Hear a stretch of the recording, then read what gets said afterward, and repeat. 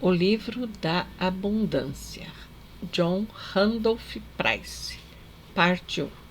Traçando o princípio da suficiência plena.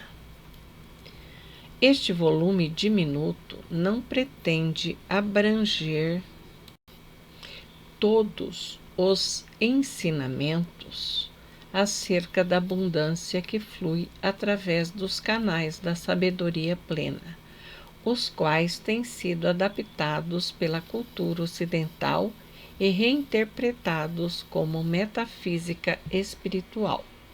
O conceito de suficiência plena foi construído a partir das formas originais de todos os sistemas filosóficos e religiosos existentes até o segundo século depois de Cristo, quando teve início a guerra contra o autoconhecimento e a autoconfiança. Os antigos ensinavam que ter um entendimento de si mesmo equivalia a ter o entendimento de Deus, e que pelo processo de meditação nos é dado o poder de liberar a energia divina de dentro de nós e de transmutar a discórdia em harmonia, a ignorância em sabedoria, o medo em amor e a falta em abundância. Os iniciados eram treinados para conceber a mais alta visão com seu verdadeiro mestre interior, a fonte de tudo. Estudantes dos sagrados mistérios eram também instruídos quanto ao uso do inato poder irradiante e magnético no exercício do domínio de si. Por meio do trabalho com a rítmica energia proveniente do eu superior, qualquer tipo de bem que fosse necessário para se efetuar uma troca era tido como um instrumento da boa vontade superior, assim como o dinheiro, que nada mais era que um simples sinal da apreciação pelo serviço de alguém, ou mesmo um símbolo de amor e de integridade. Sem entrarmos muito no mérito da questão, um ensinamento, em particular, permaneceu constante durante o processo de iniciático.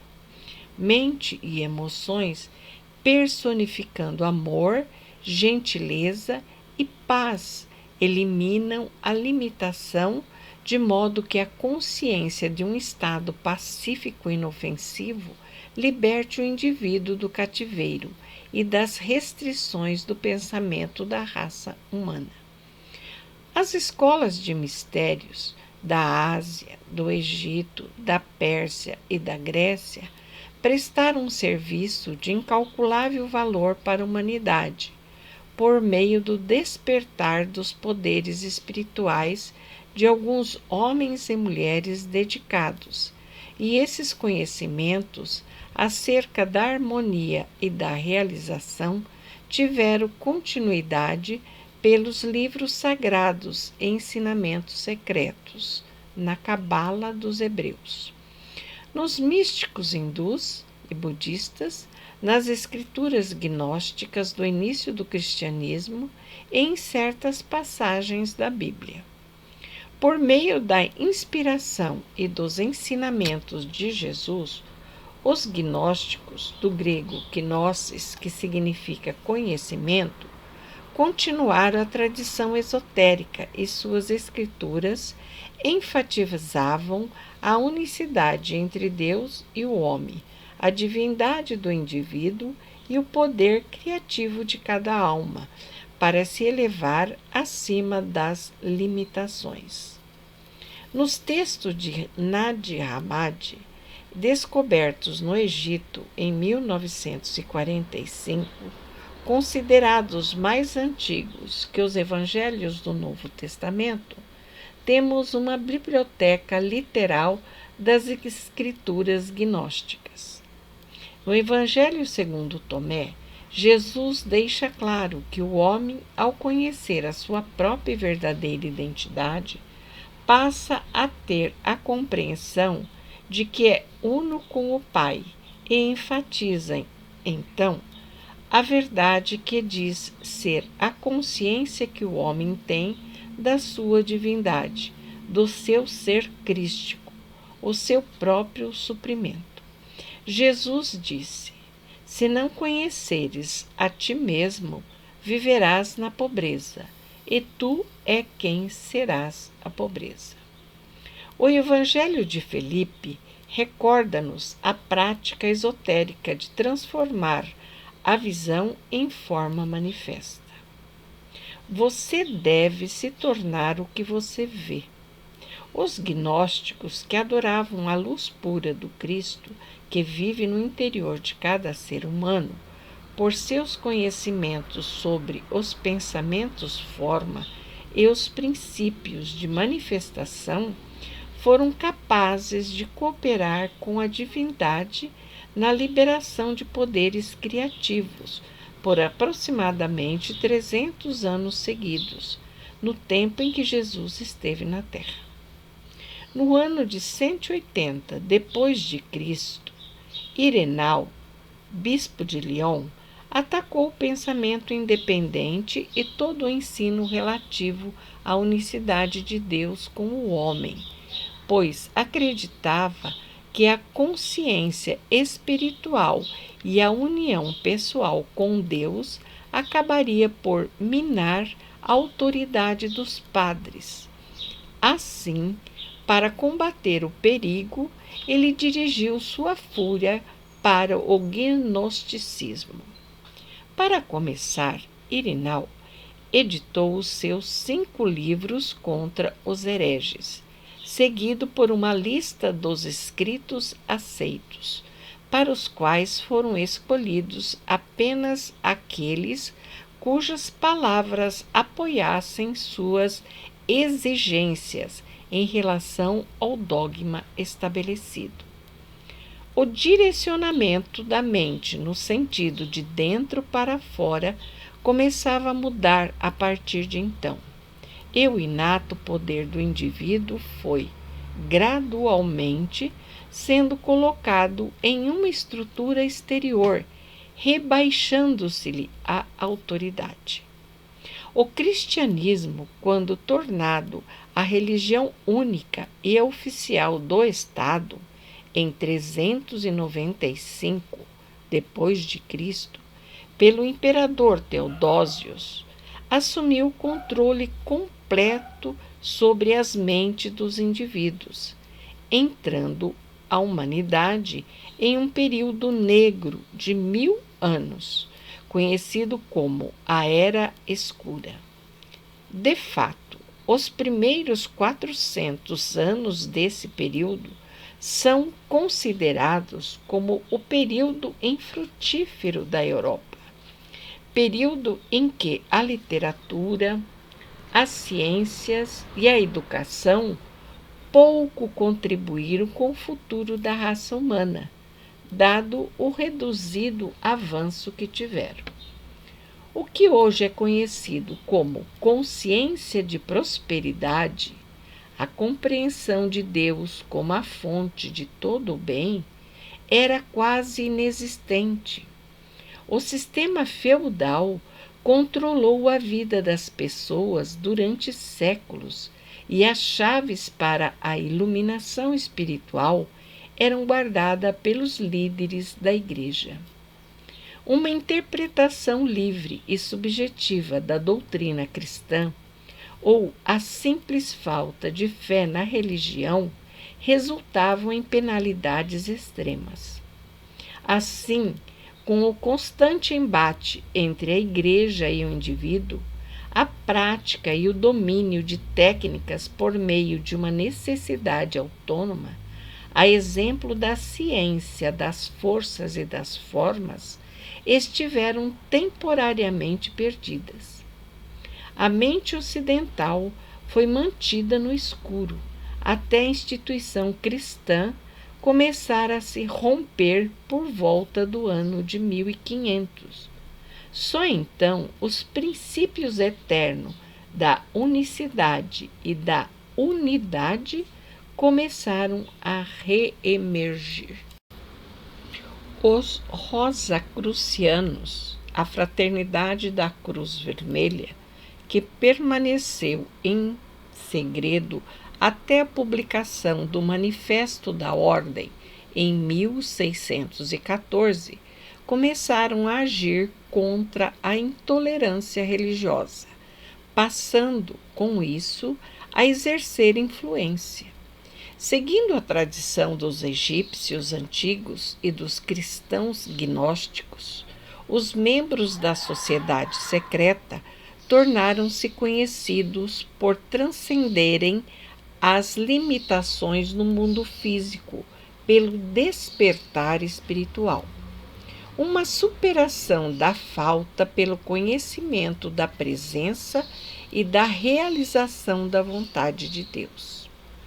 A maçonaria, mais antiga que qualquer outra das religiões vivas do mundo, de acordo com Albert Pike, continuou a cadeia dos mistérios sagrados. Por meio uma compreensão da realidade espiritual e de uma dedicação à sabedoria, amor e serviço, os mestres maçons alcançavam poderes sobrenaturais, como a habilidade de fazer manifestar da substância invisível toda a suficiência de suprimentos visíveis. A mente da raça humana estava, então, começando a sentir o efeito dessa nova luz da compreensão. Por volta de 1800, a filosofia esotérica e o misticismo prático inundaram a Europa e a América como um maremoto. O movimento transcendental, liderado por Ralph Waldo Emerson, começou na Nova Inglaterra. O movimento metafísico foi introduzido por Phineas Kimby. H.P. Blavatsky e Henry Olcott fundaram a Sociedade Teosófica. Mary Baker Eddy fundou a ciência cristã. O movimento do pensamento novo floresceu com o trabalho e dos ensinamentos de Charles e Mitre Fillmore, Unidade. Nona Brooks, Ciência Divina. E Ernest Holmes, Ciência Religiosa. Alice Bailey estabeleceu a Escola dos Arcanos. Randolph Steiner formou a Sociedade Antroposófica. Paramahansa Yogananda fundou a Confraternização da Autorrealização. Fora a riqueza do material, nos arquivos de Edgar Cayce, que fez crescer a Associação para a Pesquisa e Iluminação, apenas para nomear algum dos colaboradores do desenvolvimento espiritual da nova era. Estima-se agora que pelo menos 25% da população da América esteja envolvida, de alguma forma, com aquilo a que se atribuiu o nome de filosofia esotérica ou religião do pensamento novo. E justamente no cerne de todo esse movimento, no coração dessa consciência que está emergindo, está a verdade de que Deus é ilimitadamente próspero e que nós, sendo a expressão do infinito, temos uma herança abundante. Essa mensagem de prosperidade não poderia ser guardada em segredo, nem mesmo na Bíblia. Com mais de 2000 anos de censura, traduções e reedições, ainda assim a luz de ouro da segurança do Pai permanece. Vejamos alguns exemplos. Amados, eu desejo, acima de todas as coisas, que possais prosperar. Provai-me agora, por meio disto, disse o Senhor dos hóspedes, se eu não vos abrir as janelas do céu e vos esparramar as bênçãos para as quais não deveis ter espaço suficiente para recebê-las. As bênçãos do Senhor fazem-vos rico, e ele não adiciona pesar a isso. Eles que amam a ti devem prosperar, que a paz esteja dentro de paredes e a prosperidade dentro de vossos palácios. Deus é capaz de fazer toda a graça abundar em vossa direção, que tenhais sempre toda a suficiência em todas as coisas, para que possais afluir a cada bom trabalho. Vós deveis vos lembrar do Senhor vosso Deus, pois Ele é que deu a vós o poder de conseguir riquezas. O Senhor deve abrir em vós seus grandes tesouros, o céu para dar a chuva em vossa terra na sua estação e bênçãos a todo o trabalho das mais finas mãos, e vós não deveis vos preocupar. Deixai o Senhor ser magnificado, pois ele tem prazer na prosperidade de seus servos. Por todas as coisas, quaisquer que sejam, que orais e que peçais, acreditai que as receberá e hás de tê-las. E as mensagens continuam. O homem nasceu para ser rico, ou crescer rico, pelo uso de suas faculdades, pela união do pensamento com a natureza. Emerson. O mundo, com toda a sua beleza, felicidade e sofrimento, com sua alegria e dor, é planejado com a maior ingenuidade, na condição de que os poderes de si mesmo possam ser demonstrados na manifestação. Anne Bensat, seguidora de HPB, como diretora da Sociedade Teosófica. O que precisamos entender, acima de todas as coisas, é que Deus tem provido nossas maiores necessidades a cada minuto de nossa vida diária e que, se experimentamos falta de qualquer coisa, é porque não temos usado nossas mentes para fazer o contato correto com a supermente e com o raio cósmico que automaticamente flui do que nos falta. Prosperity, de Charles Fillmore. As riquezas do mundo têm sido temidas, desprezadas, condenadas e mesmo odiadas pelos aspirantes espirituais por causa da ignorância de como estar nelas, sem ser delas, de como possuí-las, sem ser possuído por elas. Sem dúvida, a atitude de repudiar e ignorar a riqueza é menos enganadora que o outro erro, o da ganância, da adoração ao dinheiro e o medo de perdê-lo. Mas o verdadeiro sábio evita ambas as atitudes por saber que as riquezas do mundo são apenas um reflexo da existência real, que as riquezas espirituais precisam ser vistas primeiro, por último e para sempre. Tendo encontrado as riquezas do céu, você não pode escapar das riquezas da terra, a menos que as repudie. Botte Rich and Honor, de Anne Hicks Mills. Prosperidade é a manifestação da substância em nossos negócios. Tudo no universo é para nós. Nada está contra nós. A vida sempre dá de si mesma. Nós precisamos apenas receber, utilizar e estender a dádiva.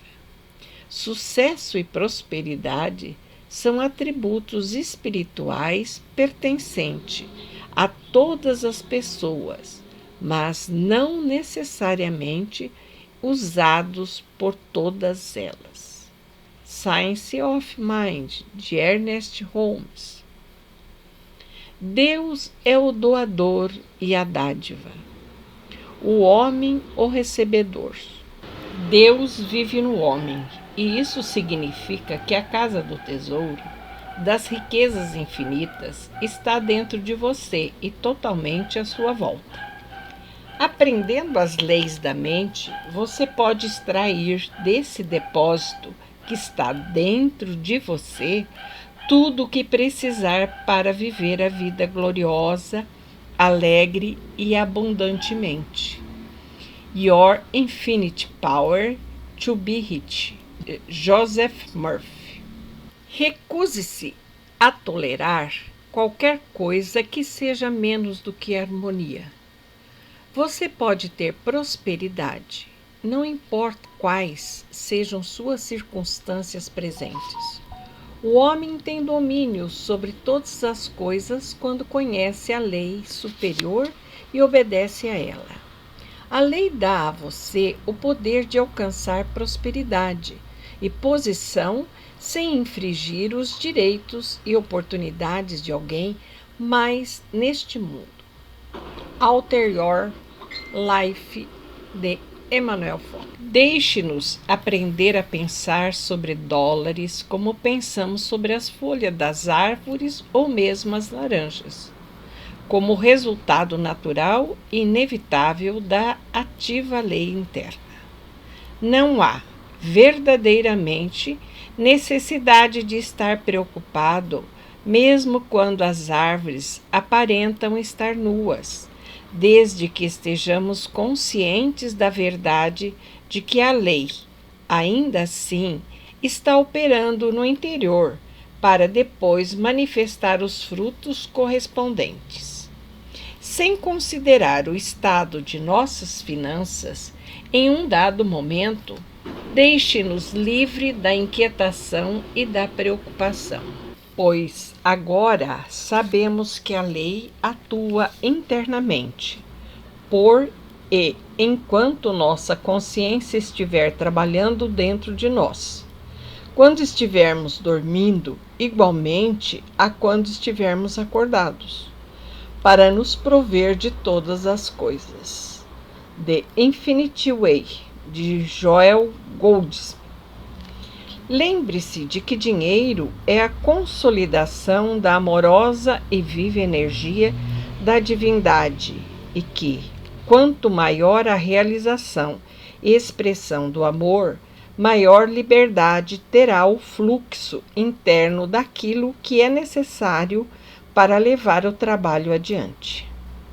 Mestre Dzhal Khou, o tibetano, por Alice Bailey, em The Externalization of the Hierarchy.